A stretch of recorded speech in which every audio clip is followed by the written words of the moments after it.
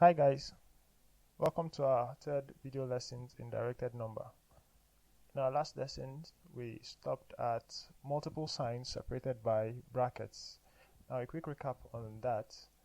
We looked at a case of where we have a positive sign multiplying another positive sign, and that will result in a positive sign. And then we looked at a positive sign multiplied by a negative sign, that will give us a negative sign. And then a negative sign multiplied by a positive sign, that will give us a negative sign. And then a negative sign multiplying another negative sign gives us a positive sign. Now we're going to look at how all of these things apply to directed numbers. Now in case 1, positive m plus positive n. Now the m can always stand as m. And then where we have two positive signs separated by a bracket, recall that we said in our previous lesson that the bracket from BODMAS we already know signifies multiplication. So it means that that positive sign multiplies the positive sign inside the bracket. Alright, so this is like the case 1. So we're going to have m plus n.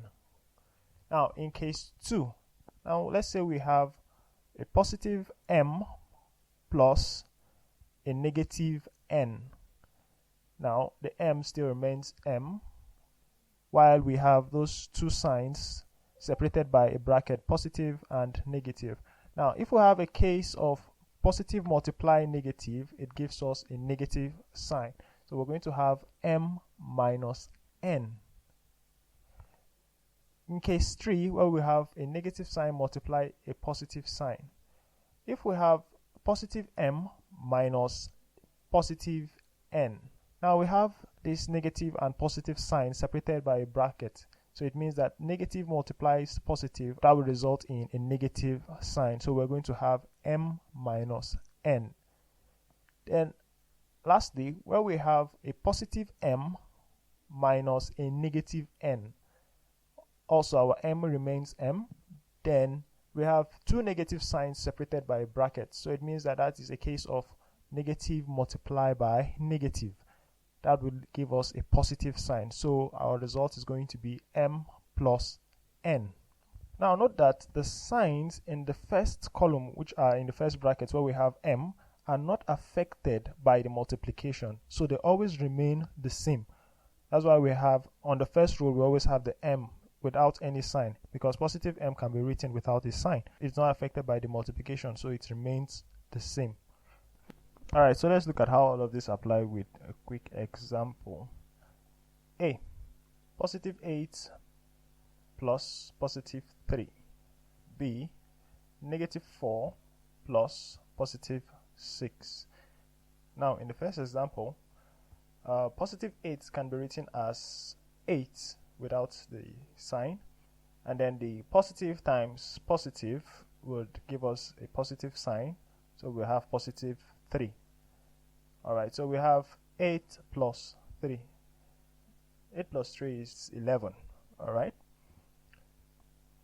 then in example B, we have negative 4 can be written as negative 4. Remember we said that the sign in the first column is not affected by the multiplication. Then positive times positive will leave us with a positive 6. So we have minus 4 plus 6. 6 is a positive number and minus 4 is a negative number. So we can rearrange them, bringing 6 in front and then taking minus 4 behind. That will leave us with 6 minus 4, which is 2. Alright, now in another example, we have positive 6 plus negative 5. B, we have negative 5 plus negative 8. Now in the first case, we have the positive 6 can always be written as 6. Then we have a case of positive multiplied by negative. We're going to have positive times negative will give us a negative, so we have negative 5. So we're left with a case with 6 minus 5, which is 1. Then in the second example, negative 5 plus negative 8. Now negative 5 remains negative 5, and we have a case of positive times negative, which leaves us with negative 8. So we'll have minus 5 minus 8. Now this is a case of subtracting from a negative number. So we have two negative signs, so it means our result is going to carry a negative sign. Then when we add 8 plus 5, it gives us 13. That will give us negative 13. Alright, so now let's look at some example with subtraction. A, we have positive 10 minus positive 4, and B, negative 8 minus positive 7. Now in the first case, we have positive 10 remains positive 10. You can write that as 10. Then negative multiplied by positive gives us a negative sign. So we have 10 minus 4. 10 minus 4 gives us 6. Now in the second case, we have negative 8 minus positive 7. Now the negative 8 remains negative 8. Then we have negative multiplied by positive sign. That leaves us with a negative sign. So we have minus 8 minus 7. So we have two negative signs. So it means our result is going to carry a negative sign. And 8 plus 7 is 15. So that's minus 15.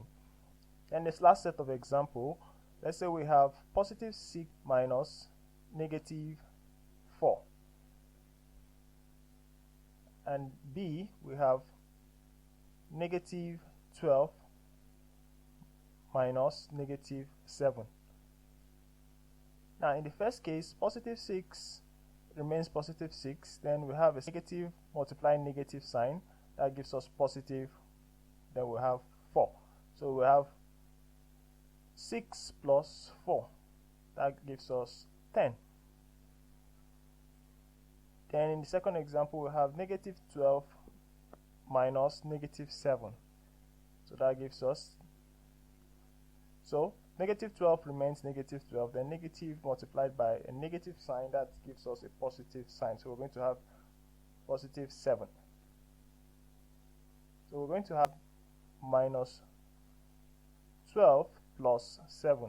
And this is a case of adding to a negative number. So we bring 7 in front and take minus 12 behind. So we're going to have 7 minus 12.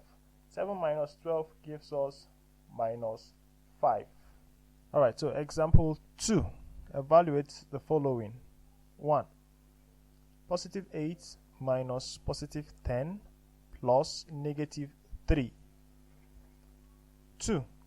Negative 3 plus negative 7 minus negative 8. Alright, so we'll start this by simplifying to remove all the brackets. Now, positive 8 remains 8. Then we have negative multiplied by positive sign. That will give us a negative sign. So we have negative 10. And positive multiplied by a negative sign. That will give us a negative sign. So we have negative 3. So that leaves us with 8 minus 10 minus 3. So like we did in the last class, we'll first solve the first two, which is 8 and 10. So we'll have 8 minus 10. That gives us minus 2. So we'll have minus 2 minus 3.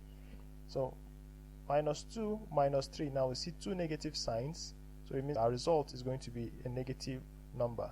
So we'll have a negative sign. Then 2 plus 3 is 5. That gives us negative 5.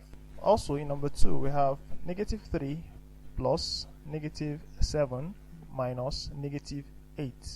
So we'll also remove the bracket like we did in the last example. We're going to have negative 3 remains negative 3. Then positive multiply negative gives us a negative. So we have negative 7. Then negative multiplies negative and gives us positive. So we have positive 8. That gives us minus 3 minus 7 plus 8. So we deal with the first two parts like we did also. So we're going to have minus 3 minus 7, 10. So we have minus 10 plus 8. Now minus 10 plus 8 is a case of adding to a negative number. So we bring the positive number in front. So we're going to have 8 minus 10. Now 8 minus 10 is minus 2.